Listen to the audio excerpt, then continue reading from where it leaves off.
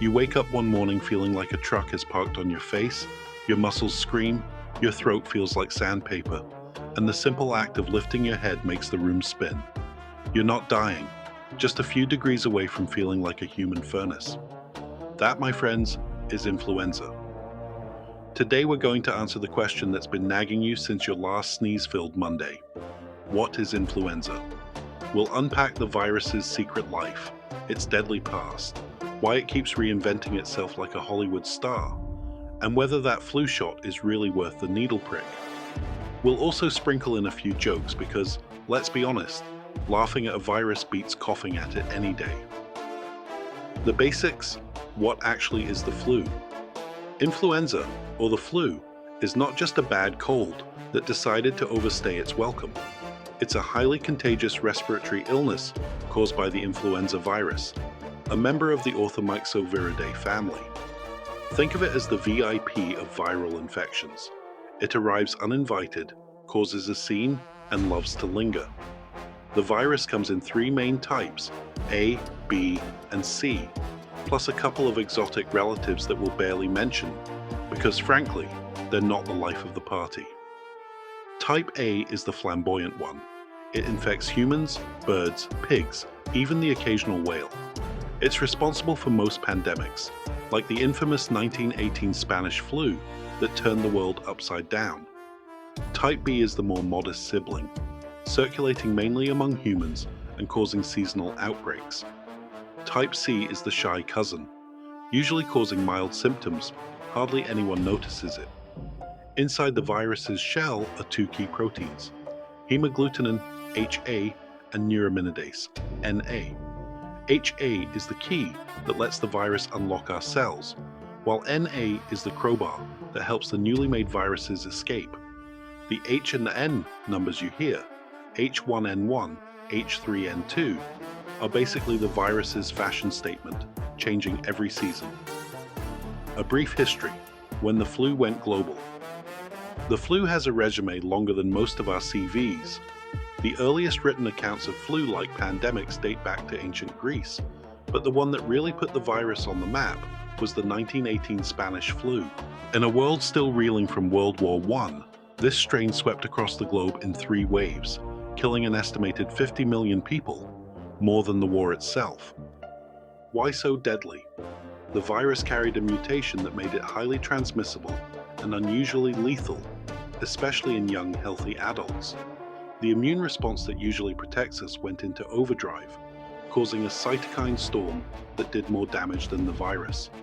It's a stark reminder that sometimes our own body can be the worst enemy. Since then, we've had Asian flu, 1957, Hong Kong flu, 1968, and the 2009 H1N1 pandemic, the latter being a remix of pig, bird, and human genes that jumped onto the world stage and said, "Hey, I'm back." Each pandemic taught scientists something new about how the virus swaps genetic material, what we call antigenic shift, and why we need updated vaccines every year. The virus's toolkit: how it invades and spreads. So how does this microscopic troublemaker travel? The flu is a master of public transportation. It hitches a ride on tiny droplets that an infected person spews when they cough, sneeze, or even just talk. Those droplets can land in your nose, mouth, or eyes. Basically, any entry point you have. The virus also loves a good handshake, or rather, a contaminated surface. If someone with the flu touches a doorknob and you follow suit, then rub your eyes, you've just given the virus a free ticket to your respiratory tract. One of the flu's favorite tricks is viral shedding. Infected people can start spreading the virus about a day before they even feel sick, making the flu the ultimate silent party crasher. That's why you can't always blame the coworker who sneezed at the meeting. They might have been contagious before they realized they were under the weather. Symptoms: more than just a runny nose. Okay, you've caught it. What now? Flu symptoms typically hit like a thunderbolt. Fever, often above 38 degrees Celsius, that's 100.4 degrees Fahrenheit. Chills, a dry cough, sore throat, muscle or body aches, headache, and a general feeling that you've been hit by a meteor. Fatigue can be so intense, you might think you've been binge-watching your favorite show for 48 hours straight. Unlike the common cold, the flu can also bring vomiting and diarrhea, especially in children, and can lead to serious complications like pneumonia, bronchitis, or sinus infections.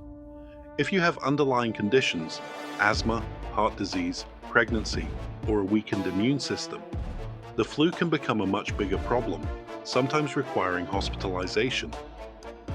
One classic flu hallmark: you feel fine 1 minute and then bam, the fever spikes, you break into a sweat, and suddenly you're searching for the nearest blanket.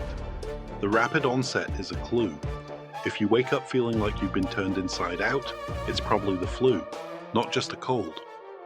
If you're loving this deep dive into the flu, don't forget to hit that subscribe button and let me know in the comments what your biggest flu myth is.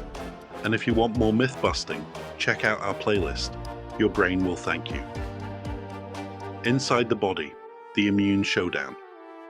Once the virus slips past your nose's defenses, it hijacks your cells, turning them into virus-producing factories.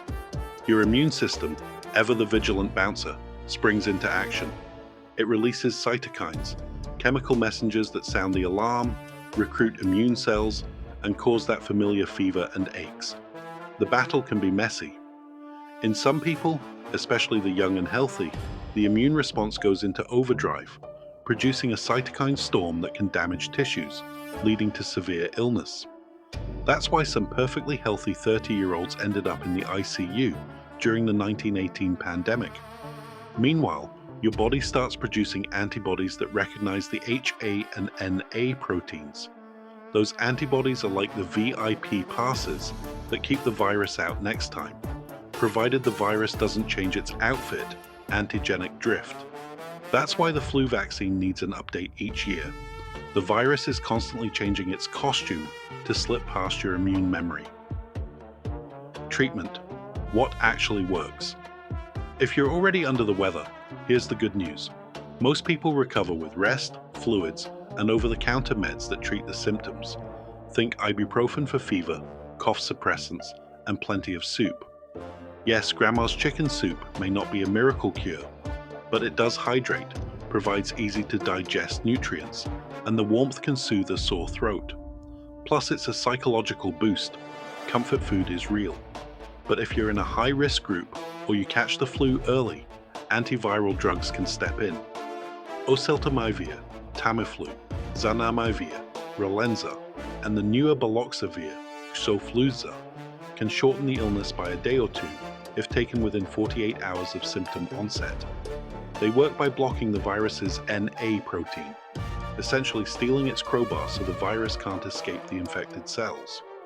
Important: antibiotics do not work against the flu. They target bacteria, not viruses. So unless your doctor suspects a secondary bacterial infection, you're better off skipping them. Prevention, your best defense. Now let's talk staying healthy. The most powerful tool in your arsenal is the annual flu vaccine. It's designed each year based on the strain scientists predict will be circulating. Even when the match isn't perfect, the vaccine often gives partial protection that can make the disease milder and reduce the risk of complications. Getting vaccinated also helps protect those around you: elderly relatives, pregnant friends, newborns, who might not respond as well to the vaccine. It's like a group hug for your community's immune system. Beyond the shot, simple hygiene habits go a long way. Wash your hands with soap for at least 20 seconds. Sing happy birthday twice, though maybe not in a public restroom. Avoid touching your face and stay home when you're sick.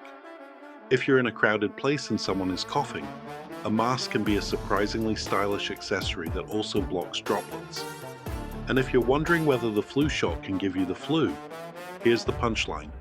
The vaccine is made from inactivated, dead virus, or just a piece of the virus, so it cannot cause influenza. You might feel a bit sore or run a low-grade fever, but that's your immune system doing a little rehearsal, not the actual disease. Myths busted. What the flu is not. Let's clear up some old wives' tales. Myth number 1. The flu is just a bad cold. Reality: while both are respiratory viruses, the flu hits harder, lasts longer, and can lead to serious complications. It's like comparing a drizzle to a hurricane. Myth number 2. You can catch the flu from the vaccine. Reality. As we just said, the vaccine is inactive. You're not getting a live virus, so you won't get the flu from the shot. Myth number 3. If I'm healthy, I don't need a vaccine. Reality. Even healthy adults can spread the flu to vulnerable populations. Plus, nobody wants to spend a week in bed when a simple shot could prevent it.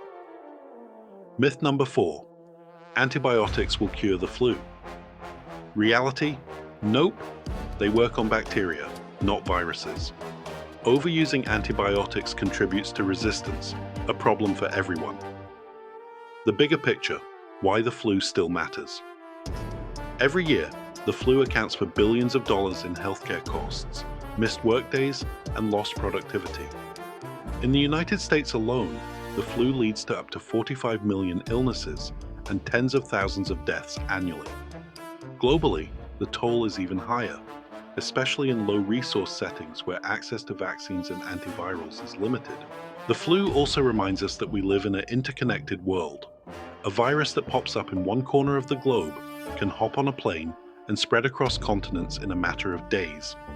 That's why global surveillance, vaccine development, and public health coordination are so crucial. Let's wrap this up, shall we?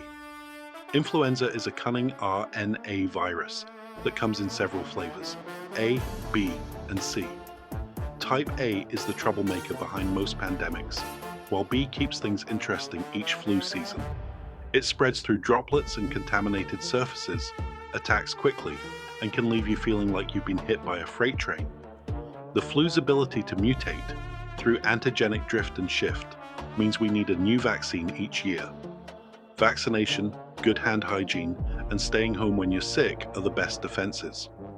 Antiviral meds can help if you start them early, but rest, fluids, and grandma's soup are the timeless staples of recovery. And remember, the flu isn't just a bad cold. It's a serious public health issue that demands our respect and our annual shot. If you enjoyed this deep dive into influenza, hit the like button, drop a comment with your favorite flu fighting tip, and subscribe to What Is for more stories that unravel the mysteries of science, health, and the world around us. Turn on the notification bell so you never miss an episode. And while you're at it, check out our other videos. Thanks for watching, stay healthy, and as always, keep curious. See you next time.